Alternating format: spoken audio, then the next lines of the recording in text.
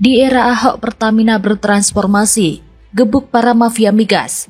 Pertamina masuk Fortune Global 500. Yusuf Dumdum, ini efek Ahok atau bersih-bersih siluman kadrun. Ditulis oleh tim redaksi jurnal, dikutip dari berbagai sumber. Nah, ini kita akan pastikan sub-sub holding ini menjadi fondasi yang kuat juga untuk Pertamina menuju valuasi 100 miliar US dollar. Karena memang Pertamina sendiri sudah masuk global 500 perusahaan terbesar. Jadi tidak ada istilah turun tapi harus terus naik. Dan ini kita penting fondasinya kita jaga supaya di 2024 kita bisa punya penjualan 92 miliar dan keuntungan di 8 miliar. Itu BUMN juga, itu sama aja udah dapat Pertamina nggak mau kerja lagi, tidur 10 tahun jadi ular sanca, ular piton. Saya bilang, ini lagi mau tawar lagi. Saya pikir nggak masuk akal kalau gitu kelola seperti ini. Tapi persoalannya kalau saya jadi dirut, ribut, kadrun-kadrun mau demo, mau bikin gaduh lagi republik ini gitu loh. Tentu kita lagi ubah juga, sekarang kita kerjakan tentu transparansi. Hampir semua berita lelang ada di website. Soal mereka mainkan di dalam masih terjadi.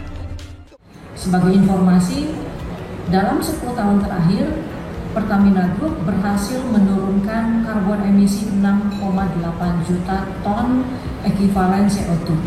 Dan ini yang berhasil menurunkan tingkat resikonya Pertamina dari high risk menjadi medium risk dengan skor 28,1. Dan ini membawa Pertamina Group dalam ranking 15 terbaik di dunia dalam pencapaian ESG. Jadi wajar nampaknya kalau Ahok dibenci banyak orang. Tapi itulah Ahok. Saya rasa dulu Jokowi meminta dia duduk di Pertamina memang untuk menjalankan peran membongkar kebusukan BUMN. Dan itulah yang sekarang dia lakukan. Dan karena itulah dia akan terus dihabisi.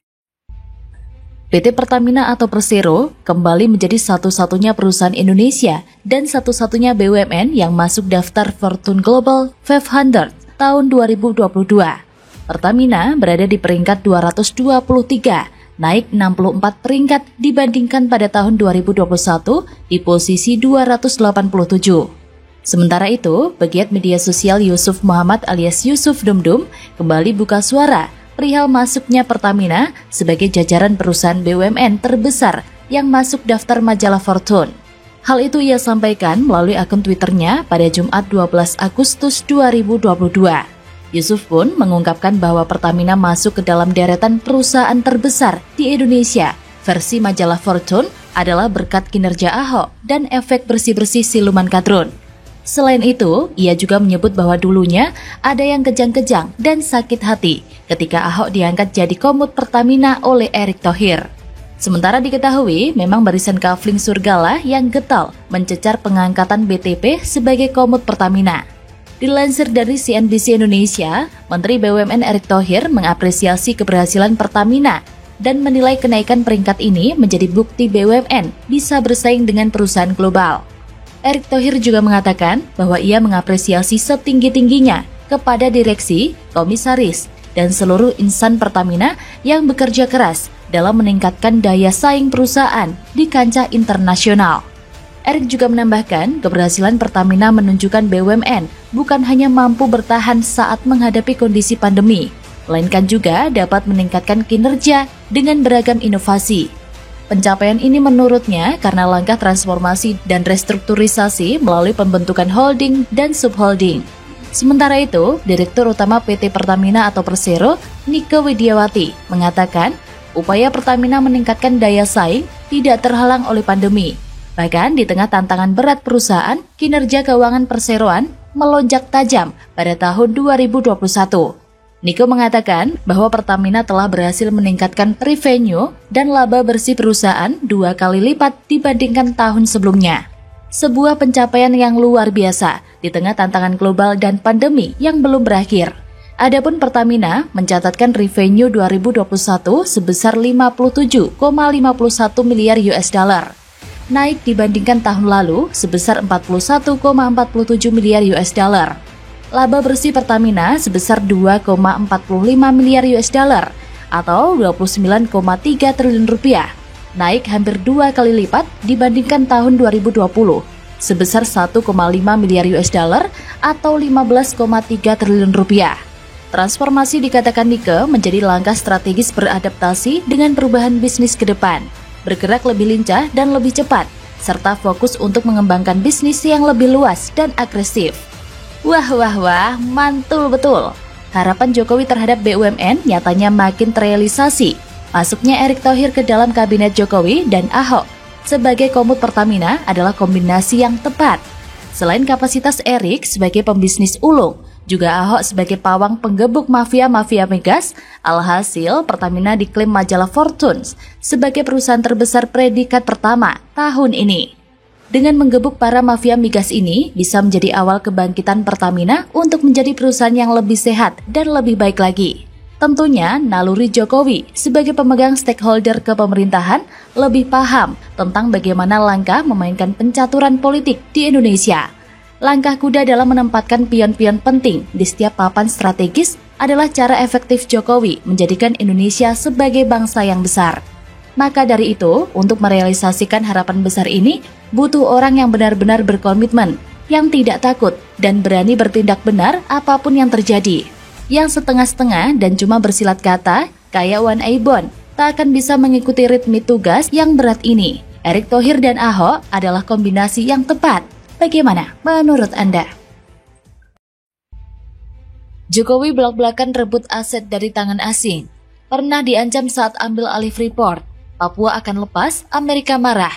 Lah Pak mantan dulu ngapain aja? Ditulis oleh tim redaksi jurnal dikutip dari berbagai sumber.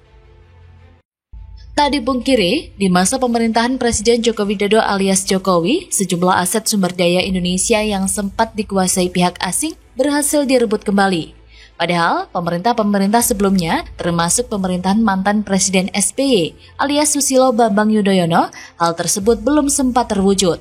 Presiden Joko Widodo atau Jokowi mengungkapkan adanya ancaman dan informasi yang mengerikan yang diterima pihaknya dan jajaran kabinetnya saat dirinya memerintahkan untuk mengambil 51% saham PT Freeport beberapa tahun yang lalu.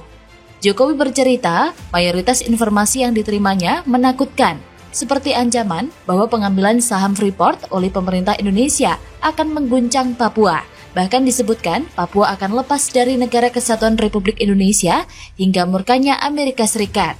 Saat memberikan sambutan dalam acara puncak HUT ke-7 Partai Solidaritas Indonesia pada Rabu 22 Desember tahun lalu, Presiden Jokowi mengungkapkan bahwa dulu ketika Indonesia mau ambil Freeport, mayoritas informasi yang ia terima menakutkan. Ini akan mengguncang Papua, Papua akan lepas, Amerika akan marah, ungkapnya. Ia mengatakan, selama 3 tahun, proses pengambilan saham Freeport ini selalu maju mundur, sehingga akhirnya dirinya memerintahkan menteri untuk maju. Dia mengaku ancaman ini mengerikan, apalagi saat dirinya menjabat sebagai presiden pada tahun 2014 lalu. Artinya, sudah 41 tahun lebih Freeport beroperasi di Indonesia. Namun, saham Indonesia masih sangat minim, di bawah 10%. Padahal lanjutnya, pembelian saham Freeport ini pun bukan dengan menggunakan dana APBN ataupun Badan Usaha Milik Negara atau BUMN. Karena dalam 3 tahun, uang untuk membeli saham Freeport tersebut menurutnya sudah kembali modal. Ia menuturkan dengan akhirnya menguasai 51% saham PT Freeport Indonesia, akhirnya Indonesia memiliki kontrol penuh, termasuk untuk memerintahkan pembangunan smelter baru. Ia perintahkan bangun smelter di Hersil dan sudah langsung dimulai. Mimpi Jokowi menjadi negara ini mandiri dan berdaulat atas kekayaan dalam negeri membuatnya berani mengambil alih semua pengelolaan yang strategis. Freeport adalah pembuktian pertama. Indonesia akhirnya berhasil memiliki 51% saham Freeport. Merebut saham sebanyak itu sangat sulit. Prosesnya memakan 3,5 tahun dengan negosiasi yang sangat alot. Bukan hanya Freeport, Jokowi juga membuktikan nyalinya dengan merebut kembali Blok Mahakam yang sebelumnya dikelola Prancis dan Jepang. Tapi sayangnya, akuisisi Freeport ini tidak disertai dengan dukungan dari sebagian orang. Para barisan sakit hati menyebut ini hanya sekedar pencitraan. Bahkan ada yang bilang akuisisi ini hanya akan mendatangkan kerugian. Tentu saja ini adalah alasan dungu. Jokowi pun tidak tinggal diam karena tidak tahan terus disebut antek asing. Seperti diketahui, Indonesia akhirnya resmi menguasai 51,2% saham PT Freeport Indonesia pada 21 Desember 2018 lalu. Hal ini ditandai dengan ditandatanganinya dokumen dan pelunasan transaksi senilai 3,85 miliar US dollar atau sekitar 55,8 triliun rupiah. Indonesia mengakuisisi saham PT Freeport Indonesia ini melalui holding BUMN, Pertambangan Min ID, dan PT Inalum Persero. Pemerintahan SBY sudah melakukan upaya-upaya, akan tetapi gagal. Selalu diancam akan diarbitrasikan. Hanya barisan sakit hati yang terus mencari celah untuk meributkan nyali Jokowi. Mereka inilah sampah tak berguna, bau busuk, dan bikin sakit mata. Tidak beri manfaat, hanya bikin nyinyir dan bikin semak dunia politik. Benar kata Jokowi, Freeport dulu tak diributkan, meski Indonesia hanya dapat seupil. Sekarang Indonesia dapat seambrek. Mulut sampah mereka tiba-tiba menganga lebar mirip orang sakit jiwa. Di tangan Jokowi, Freeport menggeliat, menggila. Memberi izin pengelolaan SDA itu gampang, tapi merebut kembali butuh nyali gede. Presiden pengecut tak akan mampu melakukannya. Sudah bukan hal yang aneh lagi jika hasil kerja Pak Jokowi dianggap tidak ada oleh tetangga sebelah. Sekarang menjadi waktu yang tepat untuk bersuara bahwa pembangunan sudah berjalan sebagaimana mestinya.